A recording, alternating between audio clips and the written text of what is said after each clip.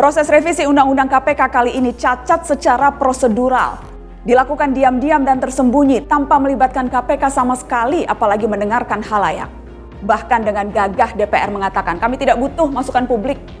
Semakin absurd ketika DPR memaksakan hari-hari terakhir masa tugasnya untuk menyelesaikan revisi Undang-Undang KPK.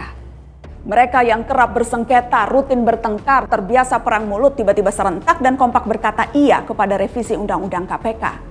Wajar jika kita curiga, terlalu kentara cara-cara kasar mereka. Calon pimpinan KPK yang bermasalah secara etika justru dipilih anggota dewan dengan suara bulat dan terbanyak. Kita menolak proses politik yang menggunakan format demokrasi namun sebenarnya untuk melindungi oligarki. Data menunjukkan, sampai Juni 2019, koruptor yang paling banyak ditangani KPK adalah anggota DPR di pusat dan daerah. Jumlahnya sampai 255 perkara. Tercatat ada 130 kepala daerah, 6 pimpinan partai politik, 27 kepala lembaga atau kementerian terjerat kasus korupsi. Kebanyakan merupakan politisi. Ketika KPK sulit dibeli, pilihannya adalah dikebiri. Mirisnya lagi, kali ini upaya itu seperti direstui Presiden Jokowi. Ada banyak kesempatan yang dimiliki Presiden untuk menghentikan upaya pelemahan ini. Tapi kecewa yang akhirnya kita alami.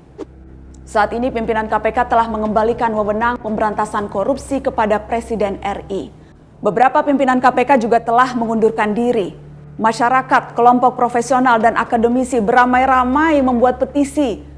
Dan inilah yang paling berbahaya dari korupsi, ketika rakyat tidak percaya pemimpinnya sendiri.